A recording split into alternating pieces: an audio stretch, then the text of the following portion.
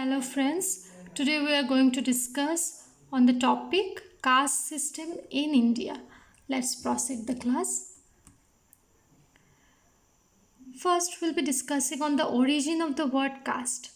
The English word caste is derived from the Spanish or you can say Portuguese word casta, which means breed or lineage, race or kind, complex of hereditary qualities. So ये word कहाँ से आया? Spanish और Portuguese word से ये लिया गया है. स्पेनिश और पोर्तुगीज में उसको कास्टा बोला जाता है. उसका मतलब है ब्रीड और लिनेज. लिनेज का मतलब है, ब्रीड या लिनेज का मतलब है कि आपका फोर फादर्स कहाँ से बिलोंग करते हैं, दैट इज़ कॉल्ड लिनेज. और कहीं पे इसको रेस और काइंड भी बोला जाता है, कहीं पे कॉम्प्लेक्स ऑफ हेरिडिटरी क्वालिटीज़, कि बहुत सारे क्वालिटीज़ जो पूर्व पुरुष से चला आ रहा है, हेरिडिटरी, दैट इज़ कॉल्ड पूर्व पुरुष से चला आ रहा है, दैट क्वालिटीज़, उसको भी कास्ट बोला जाता है. The Portuguese use this term caste first to denote the divisions in Indian caste system. So Portuguese ने क्या किया, इस कास्ट को फर्स्ट टाइम उन्होंने इसलिए मेंशन किया ताकि इंडिया का कास्ट सिस्टम में एक डिवीज़न लाया जाए.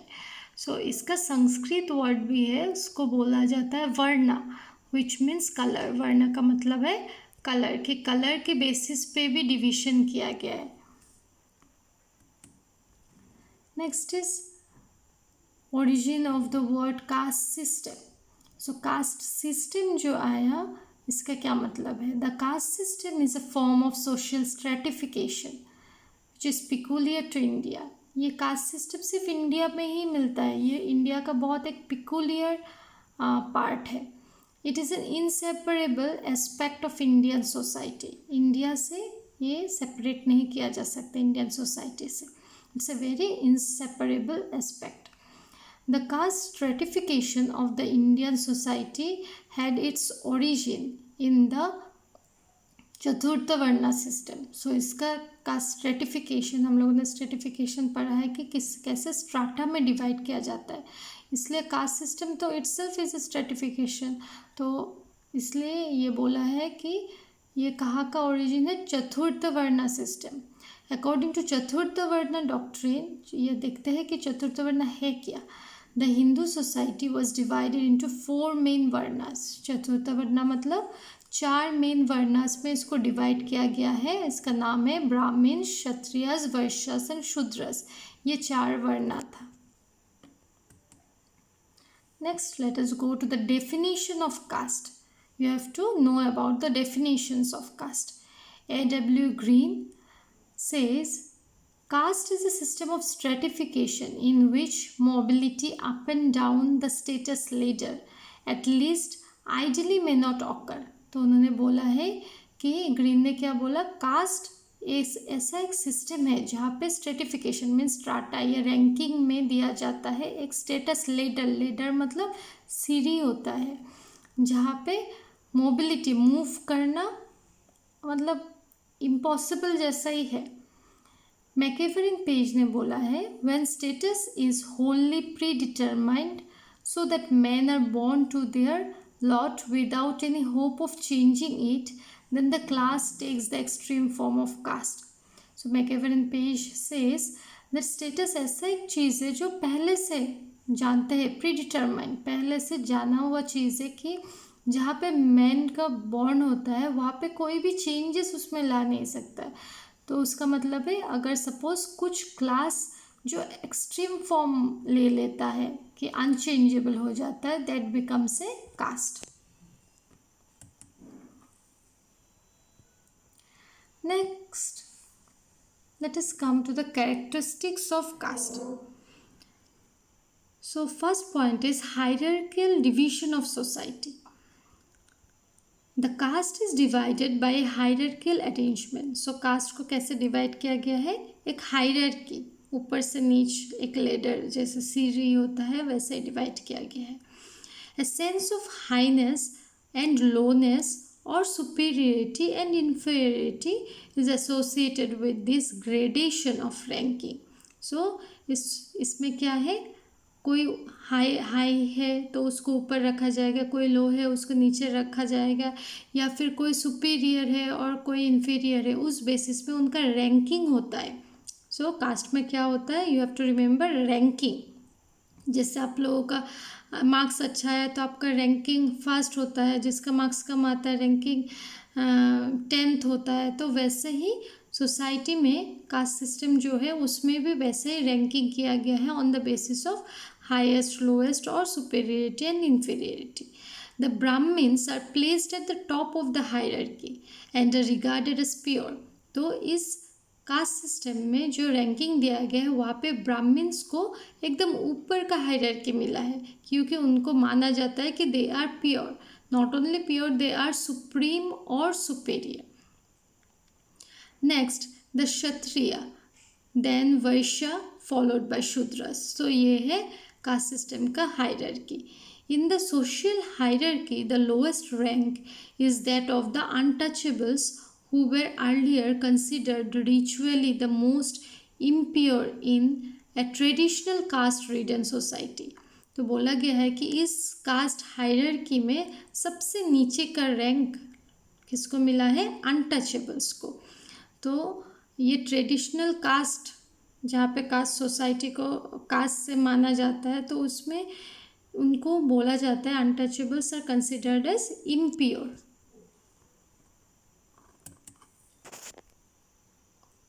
Next point is segmental division of society. The caste system divides the entire society into different segments or divisions, groups or sections called caste. So segmental मतलब division कर देता है, segment मतलब different parts में इस groups को divide किया जाता है, उसको ही कास्ट बोलते हैं. So each caste group has well defined boundary of its own. हर एक कास्ट का अलग अलग एक बाउंड्री दिया हुआ है कि आपको अपने बाउंड्री में रहना है. The membership of the groups is determined by birth and not by choice. Caste का मेंबर जो हम बनते हैं वो बाय बर्थ ही बनते हैं, हम लोगों को चॉइस करने का मौका नहीं मिलता है कि हमें ये कास्ट पसंद नहीं है तो हम दूसरे कास्ट में जाएंगे. That's not possible. No amount of power, prestige and pelf can change the position of man.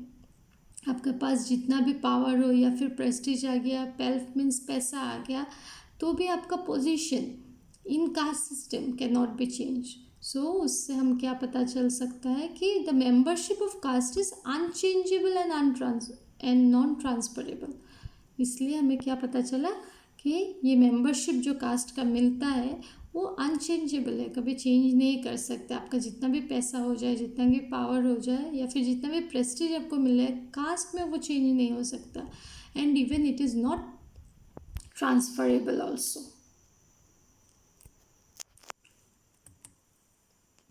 Restrictions on food habits.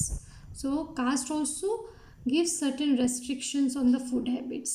There are certain rules to what sort of food or drink could be accepted by a person and from whom is decided by the caste. So caste decide करता है कि कौन सा food या फिर कौन सा drink आप लेंगे, वो भी किसके हाथ से आप लेंगे, किसके हाथ से आप खा सकते, किसके हाथ से आप नहीं खा सकते. For example, in north India a Brahmin would accept pakka food only from some caste lower than his own. You have to remember this pakka and kacha food because questions come from this point. So pakka food is that food which is cooked in ghee. So if the food is cooked in ghee, that food is acceptable by the Brahmins from some of the lower caste. But if it is a kacha food which is prepared only by water, then that food is not acceptable from other caste, only from his own caste. Means the Brahmin caste itself, they can have this kacha food. So eating of beef is not allowed except for the Harijans. So in caste system, that is in Hindus, eating of beef is not at all allowed, only it is accepted for the Harijans if they want to have it. Restrictions on social relations. So to have a relation in society also, there are certain restrictions. The idea of pollution makes it clear. So we can see that there is pure and pollution process in the caste system. So pollution word से हमें पता चल जाता है कि कितना restrictions है caste system में. It means a touch of a lower caste man would pollute a man of higher caste. एक लोअर कास्ट का आदमी अगर टच भी करता है तो भी वो मानते हैं कि हायर कास्ट पल्यूटेड हो गया. So example we can take, in Kerala a Nair could approach a Nambudari Brahmin but would not touch him. So Kerala में Nair जो are considered as lower caste, तो वो लोग ब्राह्मीन्स जो केरला का है नंबूदरी ब्राह्मीण उनके सामने आ सकते हैं और अप्रोच कर सकते हैं लेकिन उनको टच नहीं कर सकते. और एक एग्जांपल हम लेते हैं further a टियन.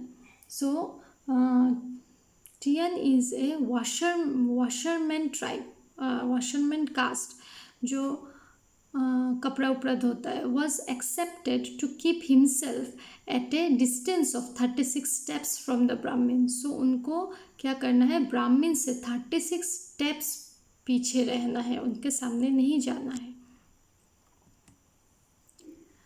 Social and religious disabilities of certain caste. कुछ कास्ट में सोशल और रिलीजियस डिसेबिलिटीज़ भी देखा गया है कि उनको वो अपॉर्चुनिटी नहीं मिलता है. Generally the impure caste are made to live on the outskirts of the city or the village. So जो इम्प्योर कास्ट है जैसे कि अनटचेबल्स पकड़ लिया, तो उनको क्या करते हैं, आउटस्कर्ट्स मतलब सिटी के अंदर नहीं रहने देते या फिर विलेज के अंदर नहीं रहते, दूर विलेज या सिटी से दूर एक जगह पे उनको रहना पड़ता है. हम एक एग्जाम्पल देखते हैं कि in Maharashtra during Peshwa rule, Peshwa का राजत्व के टाइम पे क्या देखा गया है, the Mahars and Mangs they are scheduled caste. Mahars and Mangs उनको शेड्यूल्ड कास्ट मानते हैं कि लोअर कास्ट के पीपल, उनको अलाउ नहीं किया जाता है to enter the gates of Poona before 9 AM and after 3 PM. 9 AM के पहले और 3 PM के बाद में उनको एंटर नहीं करने देते. The reason behind that is क्योंकि उसी टाइम में क्या होता है, शेडोज़ जो होता है वो बहुत लंबा होता है. And if the shadows fall on the Brahmins they consider that they get polluted. Brahmins pollute हो जाता है अगर उनका शेडोज़ भी, ये महार या मंक्स का शेडोज़ भी ब्राह्मीन्स पे पड़ता है. So the Brahmins consider themselves as polluted. So उसके लिए फिर punishment होगा. So for that reason it is prohibited that these scheduled caste peoples enter the gate of Pune before 9 AM and after 3 PM. The civil and religious privileges of certain caste. लेकिन हमने अभी देखा है कि कुछ को disabilities माना जाता है लेकिन कुछ कास्ट का privileges भी है. जैसे कि Brahmins enjoy certain privileges. Brahmins are given more liberty because they are believed to be born pure and superior. Brahmins हमेशा privilege में रहते हैं, उनको ज़्यादा liberty, ज़्यादा freedom, ज़्यादा opportunities दिया जाता है because उनको माना जाता है कि वो लोग pure and superior है, सबसे ऊपर है. They never salute others but they always had the privileges to being saluted by others. वो कभी भी किसी को salute नहीं करते हैं अदर देन द ब्राह्मीन्स, लेकिन वो लोग हमेशा दूसरों से सैल्यूट लेते हैं. That is the privilege which is given to them. Even education and teaching were almost monopoly of the higher caste people. तो पहले देखा गया है कि एजुकेशन सिस्टम या फिर टीचिंग जो भी है ये सब ब्राह्मीन्स ही उस पर मोनोपोली करता था, कोई और उसमें आ नहीं सकता. सिर्फ Brahmins will be capturing those areas. Restrictions on occupational choice. Even there were various restrictions that which occupation you will be choosing because caste was associated with an occupation. Some occupations are considered to be superior and sacred while certain others and inferior. तो कुछ occupations को भी consider किया जाता है कि ये superior है, जैसे कि स्ट्रेटिफिकेशन किया गया है कास्ट सिस्टम का, ऐसे ही ऑक्यूपेशन का भी कास्ट स्ट्रेटिफिकेशन किया गया है कि कुछ ऑक्यूपेशन सुपीरियर होते हैं, कुछ ऑक्यूपेशन सेक्रेट मीन्स प्योर होते हैं, और कुछ ऑक्यूपेशंस डिग्रेडेड नीचे जाने वाला और इन्फीरियर होता है। Each caste has its own specific occupation. हर एक कास्ट का अपना अपना अलग ऑक्यूपेशन होता है.